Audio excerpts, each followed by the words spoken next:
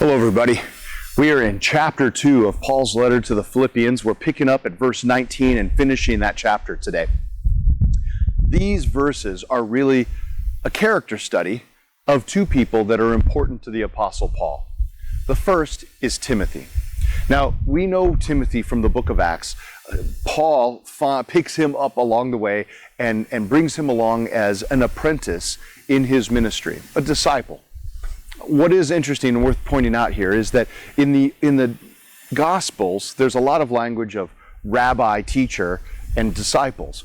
This was common and comfortable language for the people of the Jewish culture. But Paul's primary audience are the Gentiles, the Roman citizens.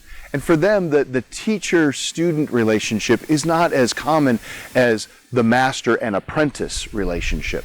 And so you can imagine that's how a lot of industries work. There was a master of, say, carpentry, and he would take on an apprentice to teach them everything that he knew. That's really the kind of language that Paul uses in association with Timothy.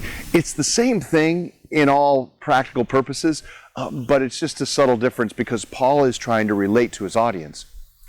But what I'm wanting to really point out in Paul's relationship with Timothy is it is extended well beyond a mere master and apprentice relationship. Listen to this at verse 22. But you know how Timothy has proved himself. Like a son with his father, he has served with me in preaching the good news. Their relationship has extended well beyond just the official mentor-mentee sort of model, and into one of genuine love and compassion for one another. We desire to have relationships like that, and in truth, as followers of Jesus Christ, we should seek to be in these kinds of relationships. So I would like to say this: I don't care how long you've been a Christian or how old your birth certificate says you are, each and every one of us should have someone in our lives that we identify as our spiritual mentor. Someone who is pouring into us and helping us to grow in our faith. And likewise, I don't care how long you've been a Christian or how old your birth certificate says you are, but you should be a mentor to someone else who is attempting to grow in their faith. This is about us helping one another, reaching up and being helped by others. And it is an important part of who we are as the followers of Jesus Christ. We seek to be disciples that make disciples. And that relationship ultimately ends up being a relationship of love. And speaking of love and commitment, that brings us to the next guy, Epaphroditus. Epaphroditus was the messenger that the people of Philippi sent. I mentioned that as we started the study, that they had gathered together a bunch of money and sent it with a courier to Paul while he was in prison. Now, Philippi is a couple of months' journey away from Rome. So that means that they were trusting this guy to take probably a very large sum of money and travel a very long ways with it. Apparently, he successfully accomplished his mission of delivering the money, but it was a rough trip and he got very, very sick along the way. And the people of Philippi even found out about that.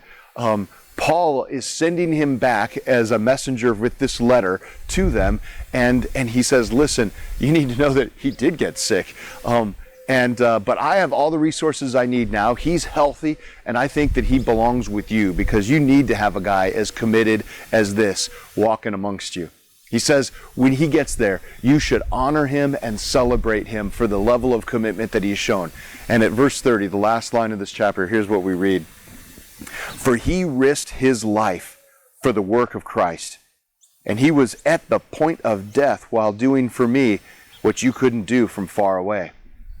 He's saying that Epaphroditus was so committed to serving the gospel of Jesus Christ, and in this case doing it on behalf of others and giving resources to help Paul move the mission forward, that he was on the verge of death. And that's a level of commitment that I pray we all aspire to. So that's what I hope we take away from today's readings, that we should be in mentor relationships that are deep and meaningful and help us to grow in our knowledge and love of Jesus Christ, and that knowledge and love should bring about a level of commitment that will take us to the brink of whatever God calls us to, because at the end of the day, it is still going to be about sharing his love, and that love and sharing it is the most important thing we could ever be about. Have a great day, everyone. If these devotional videos are helpful to you, subscribe to our channel and click the notification button so you know when we post a new video. And of course, please share them with others.